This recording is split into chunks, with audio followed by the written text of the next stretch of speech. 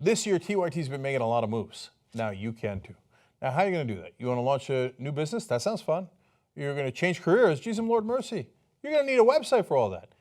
Lucky for you, Squarespace also making moves. You're going to go to squarespace.com/TYT. You're going to get 10% off your first purchase, and you're going to get to build anything you want on that website with a unique domain. What are you, crazy? Go do it now. Go. Hey TYT, I'm Nomiki Konst, and we're here in Chelsea, Manhattan at the YouTube space talking about movements, which is something, as you know, I cover quite a bit of.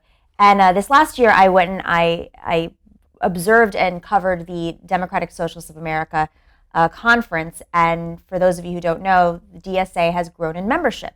And there was an article in The Nation recently about that. And the title of the article is, and you can find it from December 21st, "Since Trump's victory, Democratic Socialists of America has become a budding political force. Why an army of young people is joining DSA." And we have the author of that piece in The Nation, Anna Heyward. Thank you so much for joining us. Thank you for having me. For those of our members who may not be aware, what is DSA? DSA is a loose group of people. Legally, it's a not-for-profit organization. It's a 501c3 and a 501c4. And its form is something between perhaps a lobby group, an activist group, and a quasi or a proxy political party. It is not a party in and of itself. And it was founded in 1983 out of a number of kind of splinter groups that had come out of the anti-war movement and kind of remnants of the actual Socialist Party. And its purpose then, although it's evolved, was to be a socialist force or a socialist leftward pull to the Democratic Party itself. That is a kind of procedural explanation of what DSA is, but it's kind of all things to all people at this time. So in 1983, I mean, this was not in the middle of the anti-war movement. This is at a time when the party did become, the Democratic Party became much more corporate. They made a very firm decision in the early 80s to shift in that direction.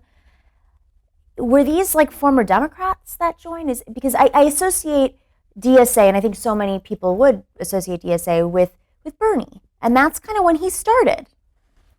Well, yeah, I don't know where to start with that. Well, the Democratic Party was moving further and further, some would say to the center, others would say to the right. And the founding of DSA and also its early days really tells you something about the weakness of the left in America at that time. As you say, the anti-war movement was not in its swing. It was really dregs of that movement and of things like feminist groups and anarcho-communists, and I mean there weren't many of those in the early days, and there still are a few today. But it was in response to the corporatization of the Democratic Party, essentially. Who Jesse Jackson made a speech at a DSA convention in I think 1984.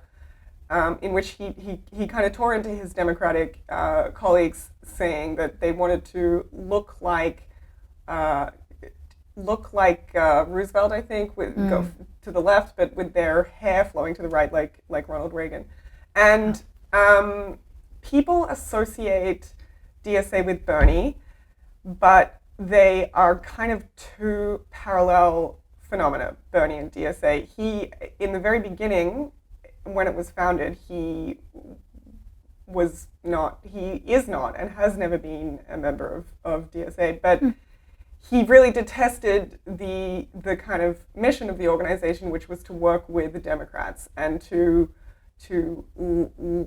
leftize Democrats, to be a base of people, a base of socialists to whom Democratic candidates and politicians would be responsible. And as we know, Bernie at that time was working outside of the Democratic Party. He was an independent in Vermont. He was in the House of Representatives at that time, and later became mayor of Burlington.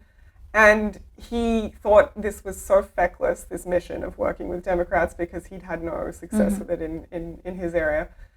And he thought it was kind of a sure way to compromise and fail in any kind of redistributive political project or any kind of socialist project. But his evolution with the group kind of winds here and there. He then kind of warmed to them in the early 90s and mid 90s, perhaps because he saw something that, a group of people who could be supportive and useful to him, people who at least were sympathetic to his ideas, which was true. And he had to actually work with Democrats. Once you're in the House, you're not a mayor. You actually have to caucus with them, and which he did. Right. But he has this reputation of being stubborn and objurgatory, and he absolutely saw his primary responsibility to the people of Vermont who'd elected him, not this party, this kind of weird shifting entity of very intangible politics, which is what he saw the Democrats as. And there was, in 2014, at a time when very few people nationally knew Bernie's name, outside of Vermont, DSA did this kind of preemptive campaign called Run Bernie Run, where they kind of got out and went to every rally, every place he was going to be at, and canvassing and other things like that, trying to get him to run for president, which at that time seemed like a total, very niche, fantastical long shot sort of a thing. And one member told me this story of turning up to one of these rallies in 2014, and Bernie has his staff there, and they're holding all these big hand-painted signs that say, "Vote Socialist, Bernie for President." Wow. And the campaign, someone from, I think it's okay to tell this story as it was told to me on the record, someone from Bernie's staff walked over to them and said, guys, I'm so appreciative that you're here, it's so great, but do you think you could cool it on the socialist stuff a little bit?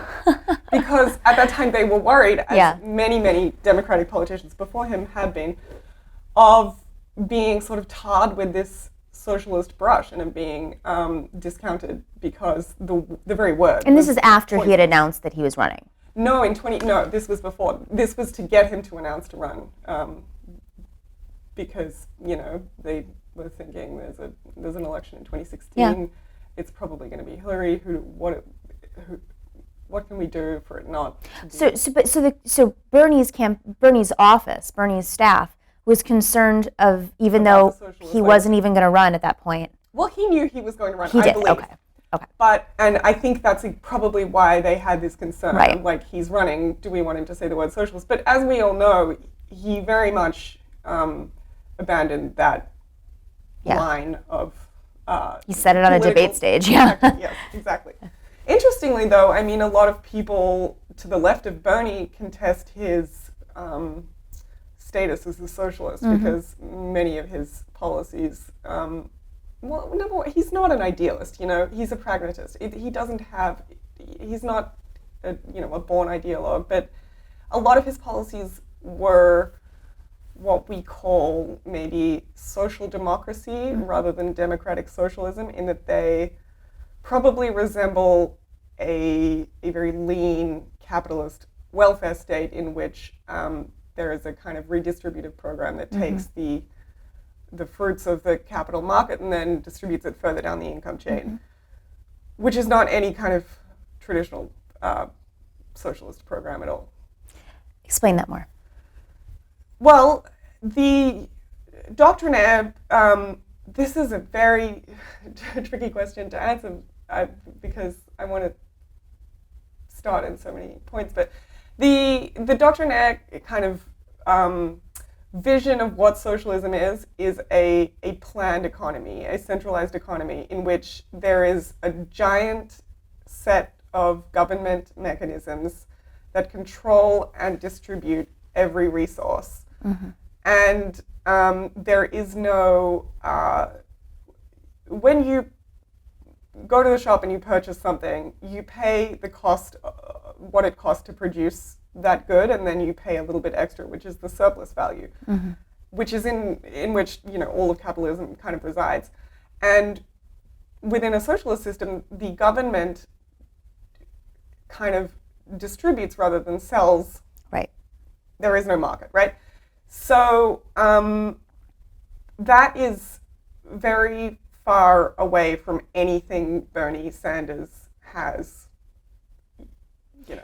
So in terms of the DSA today, because so many people have joined DSA, do you think that they associate themselves, and I hate to look at them as a monolith, but do you think that the modern day DSA and the candidates that they endorse, or the people who make up the membership, fall in line with traditional socialism or Bernie Sanders socialism? Well, first to contextualize a little bit, the number of people who have joined DSA since November 2016, which was Trump's election, is between 25 and 35,000 people.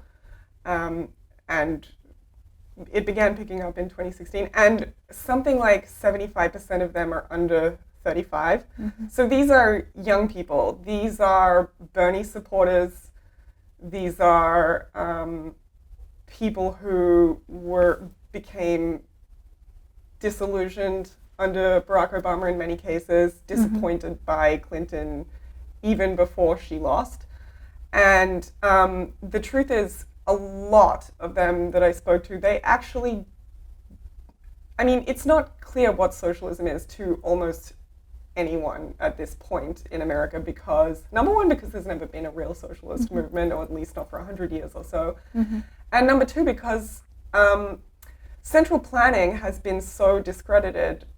You know, nobody wants to live in a society like, you know, the former USSR. Nobody wants to live in a society like Venezuela or North Korea, and that is not, you know, central planning is not the thing that people seek when they call themselves socialist. Right.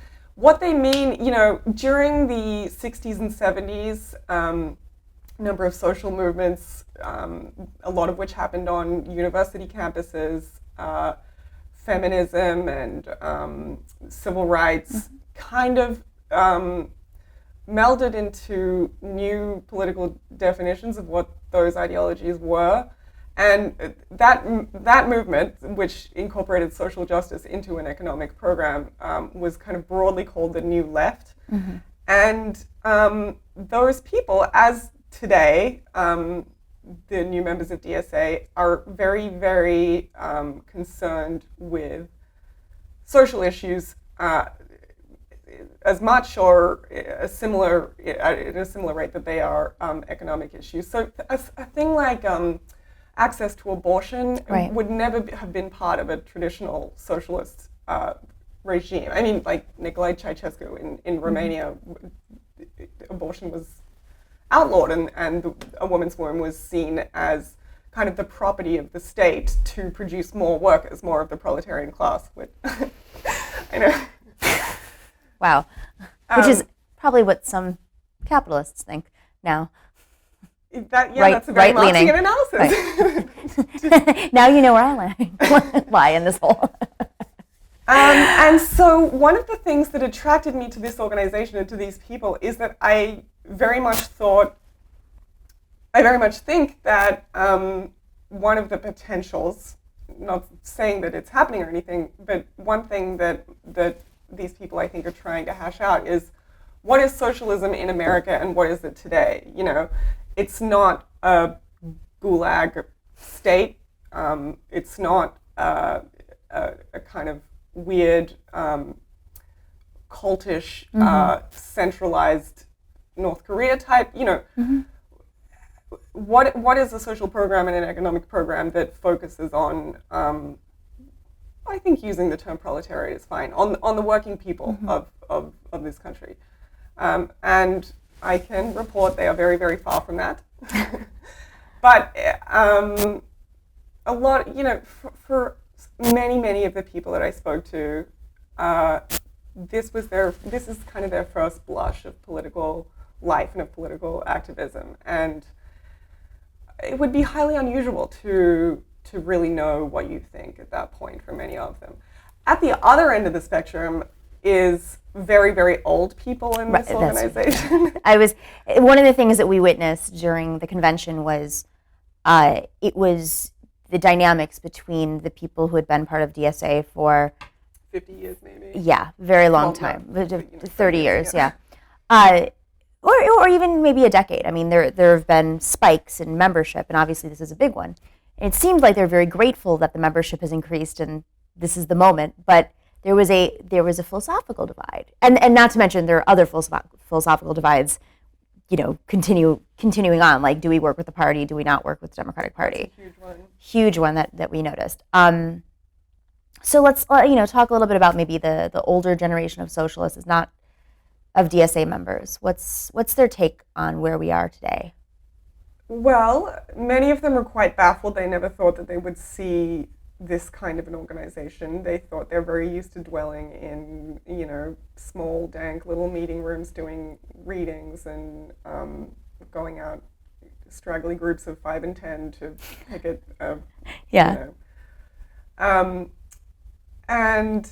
And that is because, moments of energy on the left in America over the past 20 years or so, say, or even just 10 years, say,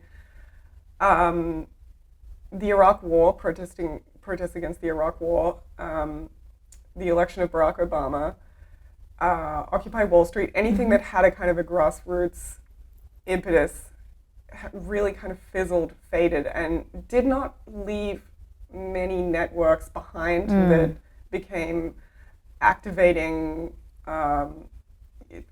mechanisms for people who wanted to be involved in political action. And I think many of them anticipated Trump being very similar to Trump's election. Everybody was freaked out by Trump, and who knows what's actually going to come of it. And I won't say that this organization represents any kind of unified left or any kind of Tea Party equivalent, which is a popular equivalent that people like to make, because they're nowhere near as organized. There's nowhere near as clear a vision or a goal. There's nowhere near as much money. Right. And, they don't have Coca-Cola sponsoring them. And they don't have very much experience. They don't have this kind of top-down leadership that's delegating outward to campuses and to small town hall groups. So the old people who, when I say old, I'm saying maybe 50 to 85, a lot of them have a past in some kind of campus activism, in some kind of, maybe Ralph Nader-ish type political campaign, or Jesse Jackson. And their views are kind of historically different from the young people today, in that,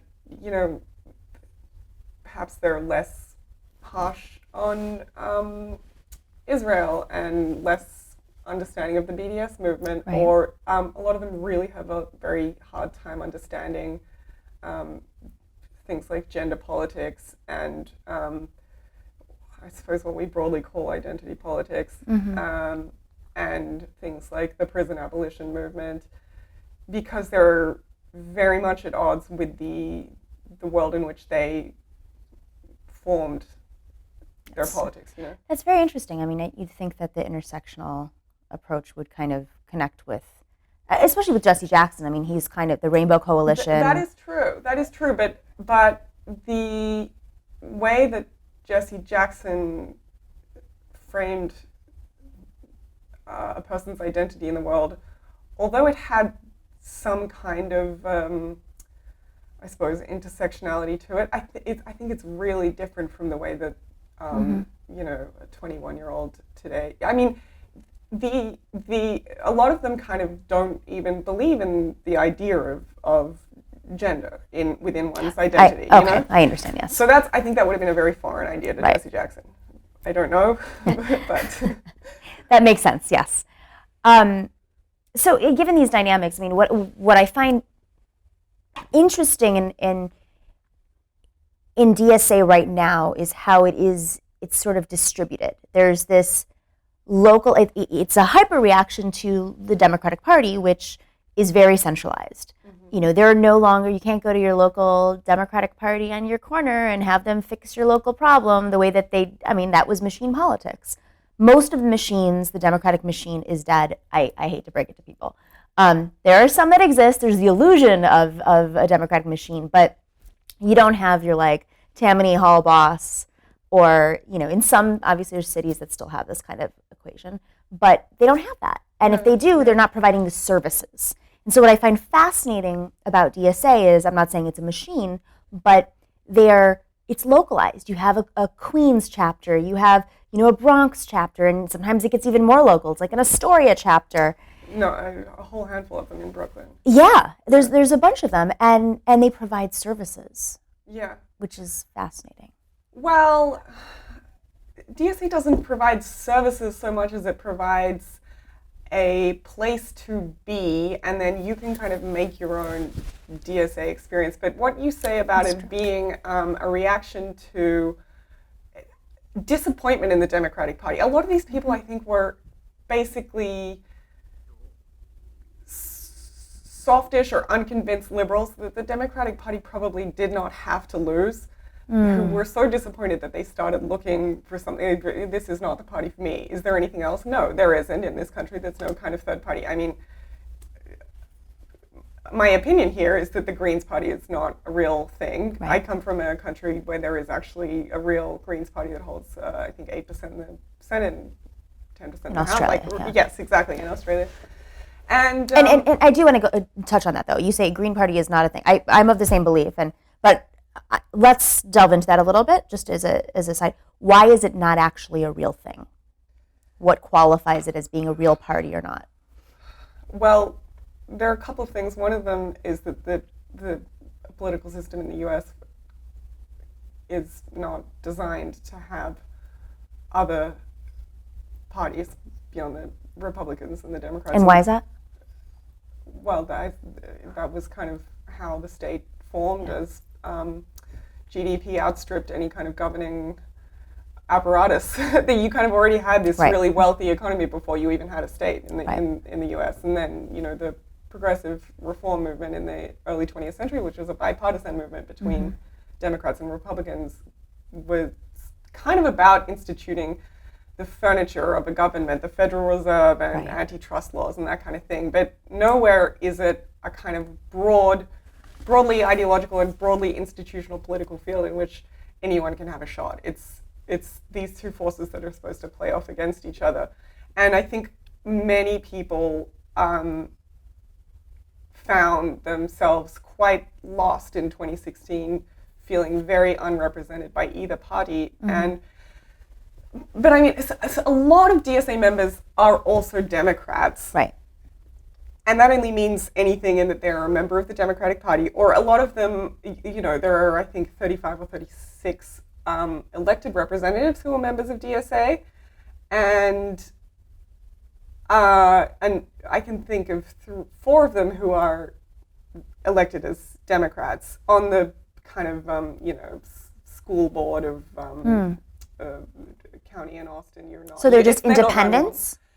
Well, you don't. A lot of elections on the local level, they're not on party lines. So you don't have to be an independent, a Democrat or whatever. You just are your person, and so you end up being nothing in that position. You know, no party position. But you know, in the House of Representatives and other, you know, in party races, those members who are Democrats are see themselves as belonging to this party for the sake of, you know, legal legitimacy and pragmatism, and they like to think that they are responsible to the left-wing base that elected them as an open DSA member. One of them, one representative in Maine told me this story about how he was running. He'd worked in the the labor movement for a long time, and then he was quite popular in his area, and he had good chances of being elected. And so the Democrats sent this kind of training team to help him with his race, to kind of give him the rundown. This is how you run. This is what works. This is what doesn't. And they said, you have to get rid of anything that it sounds socialist. You can't say that you're going to raise taxes. People don't like that stuff. You can't criticize the party. All this stuff.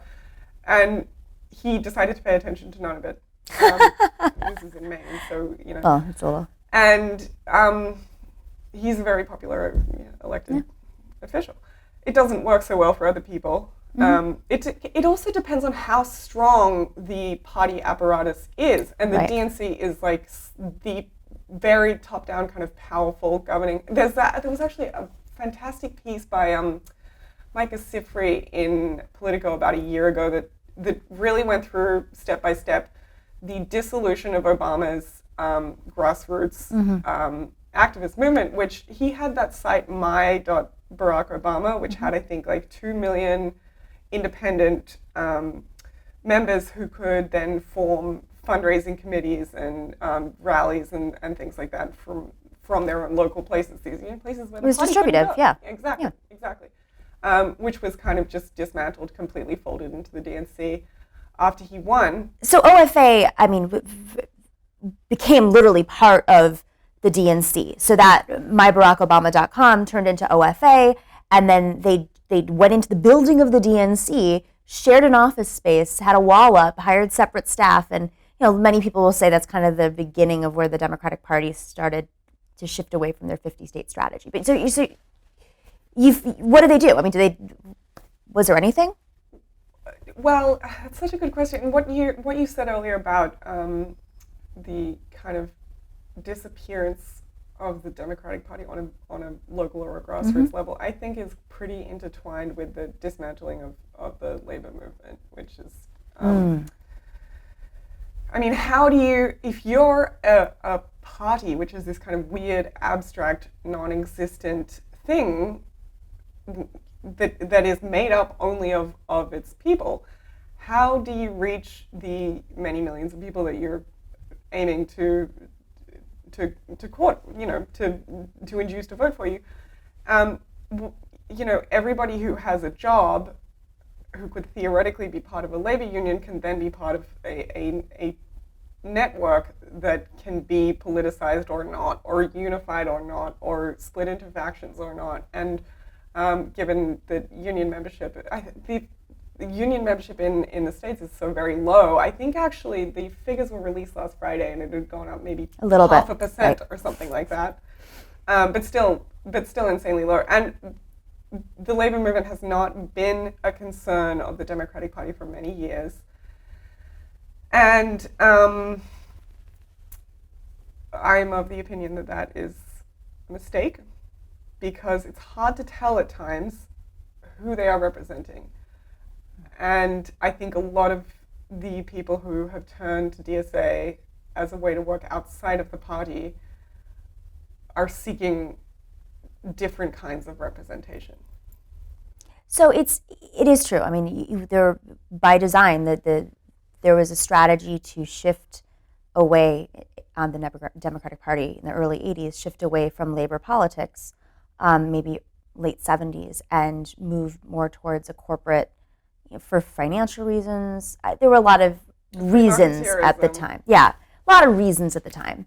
And the argument was, we can win the South, we can win these blue dog kind of candidates. But the truth is, when you actually look at the numbers, which a lot of people don't do, I think there's this reputation that because you had Bill Clinton and you had a bunch of blue dogs, they won. But the Democrats held the House for 30 years in a row until a blue dog became the president. And that strategy went into the Democratic Party, and they've only won back the House twice, and it was for a brief period of time. So it seems like there would be no other answer at this point. Of course, the Democrats should align with labor, but now that labor doesn't exist, exactly, it's much harder to start. Yeah. So how How does the DSA integrate its strategy? I mean, do they have an answer for this? How do they integrate their strategies, their response? I mean, do they boost labor? Do they infiltrate the party? I think infiltrating the party is probably a fantasy, but I don't think it's something that could or is going to happen. A lot of the last year has been, the achievements of DSA are quite few and they're quite small. I think the biggest achievement is probably something that is hard to track, and that is the education and the politicization of their membership.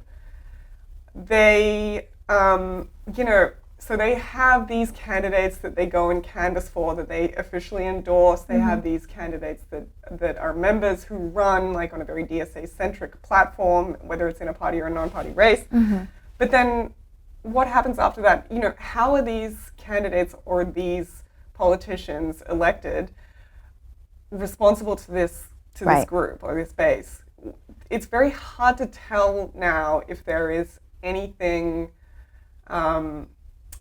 any kind of a tangible outcome to the growth of the organization. But we'll see. In terms of the labor movement, they're very, very pro-unionization. They are very, once a week they go and stand on a picket line. They were doing that for many months here in 9th Avenue with the workers of B&H Photo. They are closely aligned with CWA and a number of a lot of their staff and members are former labor union organizers. But all of that is kind of like, there's relationships and there are beliefs, but they do not have an answer to reforming labor. Each individual member probably has some kind of an answer, but that's one of the things about DSA is by design there is no party line. So strategically, I mean, if let's game this out, because I think this is so fascinating to me, to where this type of movement goes. I mean, granted, there have only been so many races in the last year, so that's understandable. And how do you hold them to account? The electeds. That's something probably have to think about. But say at some point, DSA, Our Revolution, maybe the Working Families Party. I'm thinking of all the different types of party, non-party organizing entities. These organizations that give endorsements. In the case of WFP, in some states they have a literal line. They are an actual party. What if they all align? Do you think that would make them? Well, first thing, is it possible? And second, would it become a force to be reckoned with? You're describing the formation of DSA. Is that how it happened? Yeah, Michael Harrington, who founded it, along with Barbara Ehrenreich and a number of other prominent kind of leftist intellectuals of that time. It's like you have all these people who want this thing, but they're all in this pocket and that pocket and this group and that group, and some of them are Shakhtanites and some of them are Trotskyites and some of them are, Visigoths, whatever. Yeah. How can we ever have any power with, when we are just a group of many, many individuals? And Our Revolution and DSA are pretty similar. They look pretty similar. They well, the thing is, like, within DSA, it is so broad. The phrase broad tent is what they use. And they have, some groups, some caucuses and working groups who are call themselves tankies and Stalinists. Yeah. Tanky was a new term for me. And they have some pretty familiar Democrat Party-ish liberal politics in there. Those are people who have joined because they believe in Medicare for all or something, a single payer system, which is totally something that you could maybe one day imagine seeing on the Democratic platform. they're not looking to kind of dismantle the entire capitalist system, but they do believe in some of the beliefs of this group. So, in terms of uniting DSA with other groups that are a little bit divergent, I think uniting DSA with itself is already a very challenging proposition.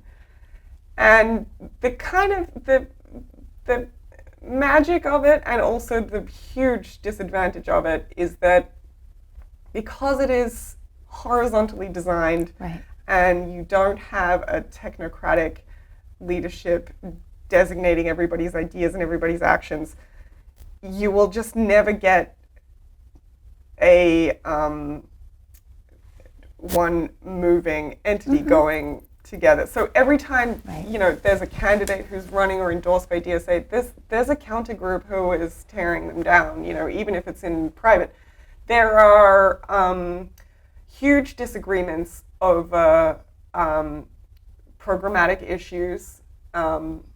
Huge disagreements. I mean, even before the 2016 election, there was a big split in what's called the National Political Committee, which is this elected body of 11, 13 people who are supposed to be a kind of think tank brain trust to suggest platforms, programs, strategies to the entire group. And within that group, which at the time was had a far higher age average than it does today, there was a big discussion over whether or not they should endorse Hillary. So this was post-Bernie, right? Obviously, the entire organization was very, very pro-Bernie. They spent their entire operating budget on Bernie-related boosting. But whether or not to endorse Hillary was a really existential question for them, because on the one hand, nobody wanted President Trump. right. But on the other hand, most of them didn't want President Hillary either, President Clinton. And the idea of do you just kind of take the good with the bad and roll with it and just go for the next worst thing? Or do you really, really adhere to your ideals and settle for nothing less? In terms of if we're going to endorse Hillary, does that dilute who we are and what we're doing? And that is kind of the big question about this organization doing anything in any kind of electoral politics today, because what are the chances of the United States having a socialist economy in the next 20 years? It's just Well, and for that situation in particular, it's not like they were the Green Party, who were, we could debate that ad nauseum right now, but it was, in some circumstances, it just seems like maybe you just stay out so you can keep your ideological bent and not dilute what you stand for. So moving forward, though, because this is... Or do you just transfer all of your energies to, say, state and local races? Or do you... Exactly. That's a question that a lot of voters asked themselves in 2016 as well, which is why there was such low turnout. I don't like anything that's on offer. Maybe I will just stay home. And even that option is, I think, very existentially fraught for a lot of people, because it's not without its own consequences. It's become, the way that the Democratic Party had functioned was it was very top-heavy. Everybody else either suffers or benefits from the presidential ticket, when it really should be the other way around, that it should be the grassroots kind of building that person. And we learned that lesson very seriously in 2016. Socialism has had such a bad connotation in the last, several decades. You can turn on Fox Business at any moment and see them criticizing the socialists, and it's just like Venezuela, and you don't want a socialist economy because that's what's going to happen. And it's the same thing as communism. And a young gentleman who does his segments where he goes to Venezuela. It's become a brand, and as socialism, democratic socialism, is growing, you're going to hear more and more of this. But it does seem that there's a stark generational divide. Do you see DSA continuing to grow, or is there a ceiling? Given that, if there is a ceiling, I don't know about it. And if there is a ceiling, I think it will either be because people get some kind of fatigue and decide that, I was freaked out by Trump, I've had my year of political activism, I want to go back to my life. Or it will be because there is some other place for these people to go. The Democratic Party, some other, Bernie's 2020 campaign, someone else's 2020 campaign, with the 5 hours a week, 6 hours a week, 20 hours a week that you have to do your kind of civic duty, if that's what you do. How are you going to allot it? At the moment, a lot of young people have decided that DSA is their place to go and work, but it's not like that is some set in stone thing. It could flush away as fast as it came. And we're about a little more than a year out from when people started joining in very big numbers.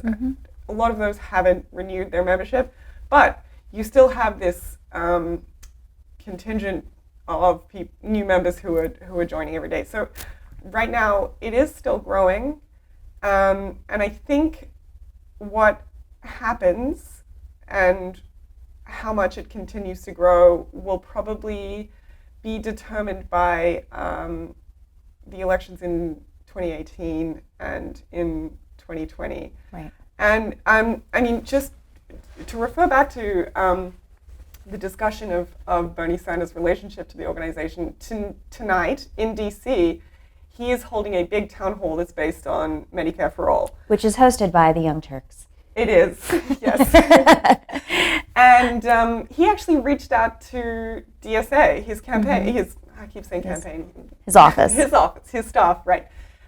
Reached out to DSA and asked them to be involved and to bring their membership out and to publicize and all that kind of thing, which tells you that the Sanders staff see some value in this organization, which is a very, very fast evolution from the 2014 sign waving, please stop that moment. Wow. And I think they have great potential to offer a progressive candidate a ready base of boots on the ground, of volunteers and voters, And it's distributed. And having, I think it would be fascinating to see in the next couple of years, will there be a DSA, conference or caucus in the House or in state houses and state senates? And we have a couple mayors already. DSA has a couple mayors already. I am a member, if you're wondering. I am not a member. Yes, my job allows me to do that. But I'm also a Democrat, so I'm in that faction. But well, it's hard not to be, I think, if you want to participate in politics. It's very hard to take the Sanders route. He many, many years on the outside of I think the first time he ran for anything, he got 1.8% of the vote or something like that. 2%. I can't remember what the figure is, but not everybody is up for that. And he would have never been elected mayor. It came down to right. just a few he votes. He would have been beaten out by the Democrats. He would have had to run against. So when it came to it, it was kind of the question of him beating a Republican, which is, I think, for Sanders much easier. We never got the chance to find out. We will maybe see in 2020, maybe not. I don't think anybody really knows except for him, but it'll be an interesting moment. And, without a doubt, DSA has grown because of the Sanders form of politics. Yeah, absolutely. Really interesting piece, really interesting thing to follow. And obviously, this is an incredible time to be paying attention to movements. So thank you. I learned a lot about America. Thank you so Welcome much. to America.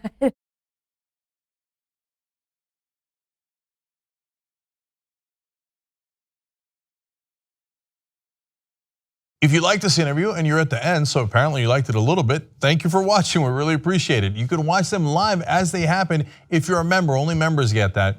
Go to tytnetwork.com/join. And you get not only interviews live, you get the Young Turks live, you get Aggressive Progressive live, Old School, and all of it commercial free. Come join us right now, tytnetwork.com/join.